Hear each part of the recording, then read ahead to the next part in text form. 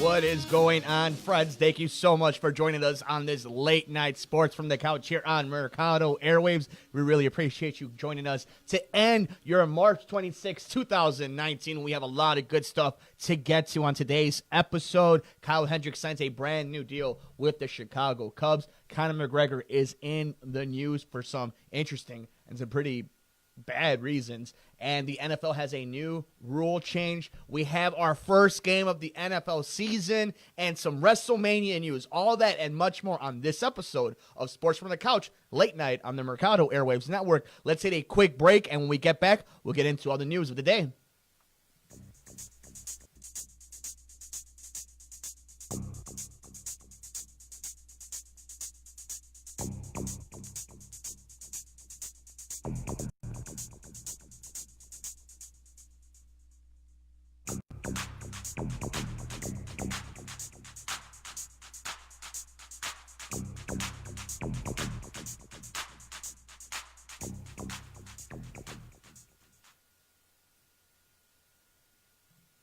Alrighty, guys, so why don't we go ahead and start off with some local news. We do have a new deal that came in, and we've seen a lot of that here in Major League Baseball over the last few weeks. We're seeing guys like Goldschmidt get a new deal. We've seen Justin Verlander sign a brand new deal, Arenado, obviously with Harper and Machado, and just a bunch of different guys are signing all these new deals. A lot of questions are being asked about Chris Bryant.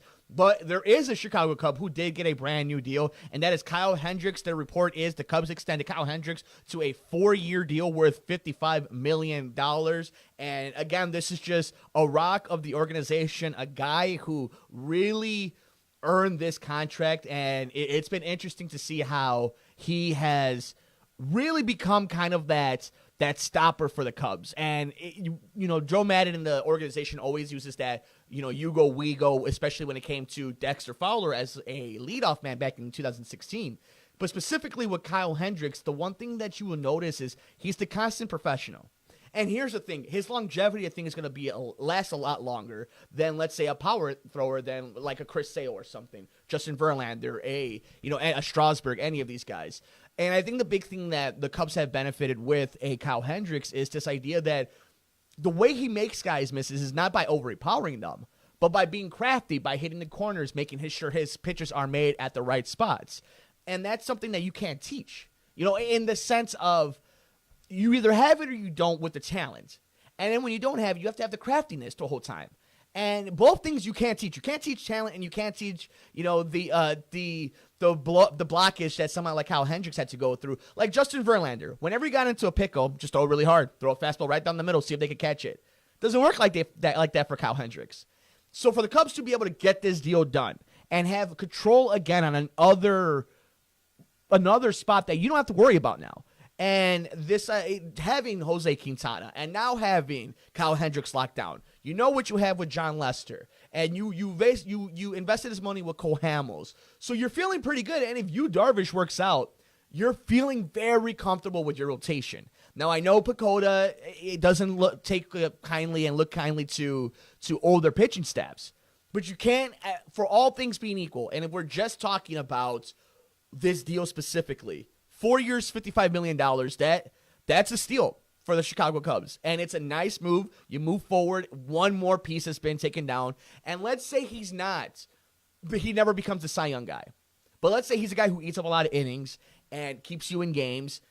At the end of the day, you got a guy who's always going to be year 2, 3, or 4 for the next 4 years. That's something you can't take for granted. That is something that most teams would die for, to have that type of security, knowing that. And we did find out that the season will start on March 28th with John Lester being the opening day pitcher, Cole Hamels, and Darvish. It's going to be interesting to see what happens with Darvish and that blister that he had in his finger. But he has looked pretty good in the preseason and in spring training. Obviously, going to be interesting to see Tyler Chatwood. He hasn't pitched a lot. He had one bad outing, but this rotation, all in all, if it's healthy, if it gives you anything, this was a 95-win Cubs team.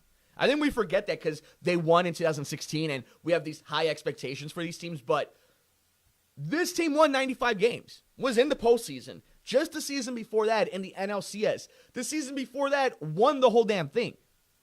So it's going to be interesting to see. There's a lot of holes in there, and we know what happened with Ian Happ over the last few days being sent down to Iowa. But, the Cubs front office, and I really suggest you guys go to The Athletic. Excuse me. And I think it was Patrick Mooney or Shahada that mentioned this, but that the front office now, Theo and Jed, are going to be there. They're going to have offices in the clubhouse. They're going to be on these road trips. So we're seeing kind of how important it is to this front office that you have to perform. And the only way you're going to be rewarded is from what you've done before. So once again, if you missed the news of the day for you Cub fans in the North Side, Kyle Hendricks has been extended with the Chicago Cubs for 4 years, $55 million. So we are just a few days from opening day on Thursday, March 28th for the rest of the league. We're already 2 games in that have happened in Japan. If you guys saw Ichiro officially retired in a really cool moment. But we go ahead and we keep our eye on that. But once again, Kyle Hendricks, 4 years, $55 million extension with the Chicago Cubs. But there was some more interesting news in the city of Chicago, friends, because, wow, we are getting ready for the Cubs and White Sox opening day. We are excited to see what happens with Eloy Jimenez and obviously the Chicago teams with this expectation with the Cubs. But a team that has a whole hell of a lot of expectations just got some interesting news. It's the 100th season of the NFL, and we know what's going to kick off this season. That's right. It was announced in the NFL's 100th season will kick off with Packers and Bears at Soldier Field on Thursday, September 5th, 2019. And you can see here on the official Twitter accounts of the NFL, Aaron Rodgers and Khalil Mack. And I can't believe it. Like, by the time we know it, it will be time for September 5th. And we will be getting ready for what a lot of people believe should be a Super Bowl season. But I'm very interested to see that. It's kind of cool. Like, normally, for all you who are just new to football or because the Bears were good, kind of jumping in now, which is cool. Welcome to the bandwagon. But usually the first game of the season in the NFL is for the Super Bowl champions. So typically it would be New England would be hosting the Thursday night game, would do the ceremony, the banner, get the rings, all that fun stuff. And then Sunday would be the primetime game. Whatever. Usually that would be Bears versus Packers, Cowboys versus Eagles, Giants, all that type of matchup. This year, though, I think it's kind of cool. They're going with the traditional route of going Bears versus Packers. Very interested to see because there's the NFC North with all this new turnaround and LaFleur being now in Green Bay, and there's a lot of change over there where you have Clay Matthews is now a Ram, Randall Cobb was let go, and they bring in Sam Acho. So I'm really interested, Adrian Amos, excuse me. So I'm really interested to see how big this game ends up being. And there's a lot of expectations for both teams. You look at Green Bay, for example. You have Aaron Rodgers now, who's doing this without Mike McCarthy. So now there's no more excuse of he's being handcuffed. He's being held back by his head coach. Well, now you have to win, Rodgers. Now it's time for you to win. But because he got this big contract all those years back, which at this point, comparative to some of the other NFL contracts, it's not that much, but the team hasn't been able to rebuild. And you could say that's the front office. But it all comes in hand to hand. So now the pressure's on the greatest quarterback of his era to win. And Aaron Rodgers is one of the greatest quarterbacks of his era. But that's the pressure that comes with it. And we have not seen him deliver in that sense. And now coming off a dominant year that the Bears had, a surprising year, and such a bad season for Green Bay, we're going to see how this plays out. And now there's a lot of mix and matching between these two teams. You have HaHa Clinton-Dix here now for the Chicago Bears. So very interesting. And in a tradition unlike any other, by the way, the Masters coming up in just a few weeks, it's time to have a nice little chug of a beer here on Late Night on Sports from the Couch on the Mercado Airwaves Network. I'm Mike Mercado. Make sure you're following me all over social media. We do some pretty fun things, guys. We do a true crime podcast. Obviously, we have the sports podcast here, and Nicole does the Typing When Tipsy show. Alex does the pop culture show. We have a lot of fun stuff here at the network. So cheers to all you guys for always supporting us here at the network. But why don't we go ahead and wrap up the NFL news that we got today, too. So we do know it is going to be Bears versus Packers. But there is some more news happening, guys. Some big ones. And that is there's a new rule in place for the 2019 season owner, the NFL owners voted on Tuesday evening to approve a rule proposal that allows for offensive and defensive pass interference, including non-calls, to be subject to review. Coaches can challenge those calls in the first 28 minutes of each half. In the final 2 minutes of each half, those calls will be subject to booth review. This rule change is only for the 2019 season. So, obviously, this is coming off of that Rams-Saints game. And I have to give credit where credit's due. Most leagues are very retroactive and drag their feet. This was one where I'm one of these guys. If you have the technology to get the call right, get the call right. I understand that, let's say in baseball, you don't want to be by the micro of an inch with Javi buys his hand or glove on the base or not. I get it. I get that little stuff. But something so blatant and that was so costly and quite frankly hurt the league. Because I think the league would have obviously much rather have had Drew Brees versus Tom Brady. And I think it probably would have been a much more competitive game. Even though it wasn't a blowout, it would have felt like a much more competitive game had it gone that way. But I think it's really interesting that they're going in this direction. And unlike baseball, with its rule changes, NFL and the NBA are not afraid with going with technology. And that's the interesting thing is, in today's day and age, where you have, up to the minute, play-by-play type of all 22s, if you're on the sideline, to see plays that have happened before. And you have these instant replays, and you have these 12 cameras, and all these Madden angles, and all these different things, then you should probably get the call right. And I get it. There will be at some point, if you're a purist, when will we stop, and when will the robots take over, or when will we just have, everything be on lasers and whatnot? Get it right. And if, let's say, for example, the sports gambling becomes such a big thing in every state like we think it's going to be, like it is already, you need to get it right because there's a lot of money invested in it. And careers, jobs, franchises for decades are on the line by these calls. So I'm really interested to see how it works out, whether or not they implement this past the 2019 season. But in case you missed it, the NFL owners voted on Tuesday evening to approve a rule proposal that allows for offensive and defensive pass interference, including non-calls, to be subject to review. Coaches can challenge those calls in the first 28 minutes of each half. In the final 2 minutes of each half, those calls will be subject to booth review. These rule changes is only for the 2019 season. That is obviously coming off of the news that we found out earlier before that the NFL's 100 season will kick off with Bears versus Packers on Thursday Night Football, September 5th, 2019. So we will see the new rule changes during that game. But I want to know, what do you guys think about the new rule changes in the NFL? Let me know all over social media. I'm on Twitter at mmercado2333. I'm on Instagram at MikeMercado2333. Like us on Facebook at Mercado Airwaves. We're on YouTube, youtube.com/MikeMercado2333. Play video games with us on Twitch, twitch.tv/Mercado Airwaves Network, and download us anywhere you get your favorite podcasts at Mercado Airwaves. You can also get our interviews ad-free and before anybody else with athletes and celebrities. Just go to patreon.com/Mercado Airwaves, and there is where you can hear our interview with Becky Lynch, who at that moment of the interview, everybody knew she was on one of the hottest streaks that any woman performer had been on in professional wrestling, especially WWE being so global, popular. You're even seeing it every single time it makes the rounds. But it is official today. It was announced on the Twitter feed from all major WWE official verifications that the first ever women's main event at WrestleMania will take place at WrestleMania 35, and it is now the new SmackDown Women's Champion Charlotte Flair versus the Raw Women's Champion Ronda Rousey versus the man herself, Becky Lynch. And if not that now, then when? This was it.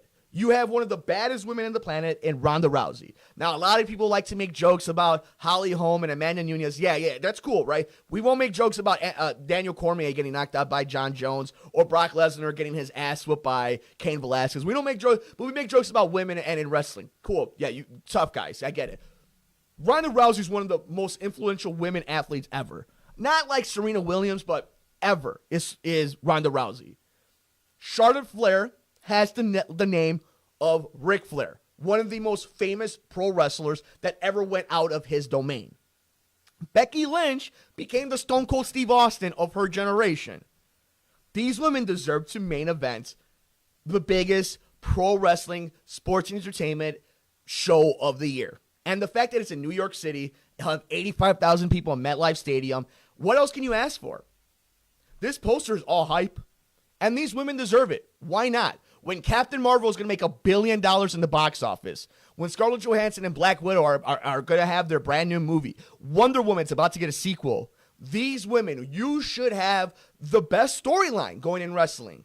And I got to give it a Kofi and the McMahon and Daniel Bryan story. Awesome story, but that's such a stereotypical wrestling story. And we'll get into that later with the repercussions of having the first full black champion is going to be awesome. But the first ever women's main event in WrestleMania, it had to happen now. Do it now. Do it now.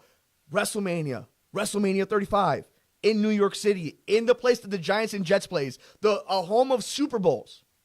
Ronda Rousey, Charlotte Flair, Becky Lynch. 2 women's championships. Can't ask for anything better. And it's not just because they're women, it's because they're freaking awesome and they're great performers. You can't ask for anything else. And if that's all we're asking for, if I'm going to be that guy, right, that you see on Twitter, that people are always saying, well, are they better than the men? Are they more excited? Yes, they are more excited. They wrestle just as well as the men. They put on just as good stories as the men. They tell just as better stories as the men. Ronda Rousey versus Charlotte Flair versus Becky Lynch is what the WWE needs right now moving forward. And the fact that they're going to have both championships on that match is pretty freaking awesome. But we keep it a little bit the story of Ireland going with Becky Lynch and make sure you can hear her interview that we did on the network here with Becky Lynch. She was awesome, by the way, just a few months back in December. She called it. Everybody kind of heard the rumblings, but she called it that would be the main event, that she would be in the main event with Ronda Rousey at WrestleMania 35. So wherever you get your favorite podcast or on your favorite YouTube channel, just look us up at Mercado Airwaves, and you can hear the interview right there. But somebody who might be at WrestleMania, and especially after this announcement, Conor McGregor tweeted out, hey guys, quick announcement. I've decided to retire from the sport formerly known as mixed martial arts today. I wish all my old colleagues well going forward in competition. I now join my former partners on this venture. Already in retirement, proper pina coladas on me, fellas. And speaking of wrestling then, this was tweeted out. If you look it up, Finn Balor actually tweeted out, see you at Mania, fella. And I think that might be a little bit out of the question because Conor McGregor and his agent said there's no really validity to it, but then a lot of people believe this might have something to do with it. This is from Brett Okamoto of ESPN. UFC star Conor McGregor is under investigation for alleged sexual assault in his native Ireland, according to the report by the New York Times. The New York Times reported on Tuesday that McGregor, 30, was accused of sexually assaulting a woman in December in Dublin and was arrested and released after questioning the next month. He has not been formally charged with a crime. The investigation is ongoing. UFC officials did not immediately respond to requests for comment. The report comes less than 24 hours after McGregor announced his sudden retirement from mixed martial arts on social media. Citing multiple sources, the Times reported that the women alleged an attack happened at a hotel in South Dublin, west of the Crumlin neighborhood where McGregor grew up. Irish media have reported on this case for months, but are barred by law from naming a suspect in sexual assault cases before a conviction. And it keeps on going. According to the report, Irish police are not saying whether McGregor is the suspect of the investigation at this time. Quote, the story has been circulating for some time, and it's unclear why it is being reported now. Karen Kessler, a spokesperson for McGregor's legal team, told ESPN. The assumption that the Conor retirement announcement today is related to this rumor is absolutely false. Should Conor fight in the future, it must be in an environment where fighters are respected for their value, their skill, their hard work, their dedication to the sport, Kessler said. So it's very interesting to see how this all plays out. There's been rumors about Dustin Poirier. There's Donald Cerrone, Tony Ferguson before all the drama that he went through with his mental health. You obviously now have the Khabib stuff.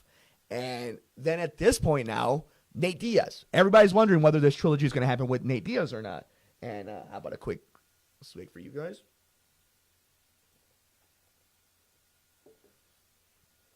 You know, I think what you're seeing here with the retirement stuff is try to give me as much money as you can. Because I don't think Conor is long for MMA much longer. I think it's not, I'm not breaking any news here. He's got a lot of money, right? Why would you keep bashing your head in? I think what he's doing here is playing as much hardball as he can. I don't know how much money they're able to give him anymore now that ESPN owns all the rights to streaming and showing every pay-per-view and fight nights and ESPN Plus card of the UFC. So I don't know how the numbers are going to split out that way. But it's not a good look. It's not. Now, I will give him credit. If the story has been circulated for a little while, it might just be... The reason I bring it up is that it's a complete story. Trying to put the tea leaves together, trying to put the clues together of, is this legitimate? Is this staged? Is this... Because you know what? He's a genius. Conor's a genius. He's always trying to stay in the news. He's doing his best to make sure that the brand is staying proper. And that's what's happening right now. Now, obviously, sexual assault cases, that's something, how can anybody want to fake, right? But in today's day and age, I wouldn't put it past anybody if this has been settled a long time ago and they're just bringing it up now. I may be crazy. More than likely, that's not the case. But in today's day and age, you have to account for everything. So I want to know was this tweet legit? Hey, guys, quick announcement. I've decided to retire from the sport formerly known as mixed martial arts today. I mean, if you're going to retire, do you throw a backhanded compliment like that, even if you're Conor? Very interested to see that. But he does, then he wishes his old colleagues well moving forward. But he'll talk shit on the guys that he's had like the big moments with. And then just his news right here. A sexual assault case. But the fact that he was questioned, and it was a few months back. And that he's had a few run-in with the law. And we do know with guys like John Jones that the UFC doesn't shy away from it. That as long as you pass a piss test, that they'll put you on it. We're seeing it with Greg Hardy, right? So I'm interested to see how that plays out. And we'll definitely keep our eyes on it. And obviously, if he's exonerated, we're definitely going to make sure that we announce out here. You guys know how we feel about that. If somebody ever has any accusations like that and it is reported, then it is our duty to make sure to report, but whatever the outcome may be. So we'll keep our eye on that. But I want to know, now that that's happened, are we closer to an announcement for Conor McGregor to fight? Or are we even further now? I definitely think he's going to fight Nate Diaz. That's just my guess. The real question is, when is he going to fight Nate Diaz? And quite honestly, do you want to see him fight Nate Diaz again? I mean, he got his ass kicked, right? Like the last time we saw him against Khabib. And he didn't look anything special. And I think my big thing with Conor right now is, if you had that much money, why would you want to fight? That makes no sense. There's no reason to be making that much money, and I guess maybe if he keeps getting into trouble, he might need the money to pay off settlements and stuff. But he makes so much money with that proper whiskey and all the speaking occasions he's doing now with sports teams and just going around the country and the world, just promoting his stuff and then talking to groups and stuff. Like, I don't know. But I want to know what you guys think. Is Conor McGregor going to fight? Is he really retired? What do you think is going to happen with this court case in Dublin? I mean, I think it's just going to disappear. I think it's already been handled. It's just now it's starting to hit the States. But I definitely think by this summer of 2019, we will find out that Conor McGregor's last fight in MMA and the UFC will be against Nate Diaz in the trilogy to end the 2019 calendar year. But guys, that'll do it for us on this episode, this late night edition of Sports from the Couch. We really appreciate you guys making us a part of your night.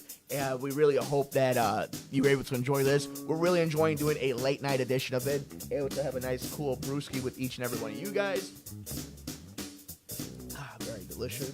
Able to talk a couple sports. What do you guys think? How do you guys like the new way we're doing stuff? You guys can see the logo. Look at some cool stuff right there. And we're really enjoying just being able to give you guys a little bit more of a visual aid and enjoying it, just be a little bit more interactive with each and every one of you. And we really appreciate you guys sending us stories that you want to hear. But kind of one last rundown. WrestleMania is official. The main event will be Ronda Rousey versus Charlotte Flair versus Becky Lynch, the first ever women's main event at WrestleMania. Conor McGregor announces his retirement on social media? Is it because of the court case that is happening in Ireland? Or is he fed up? Is this a ploy to get more money?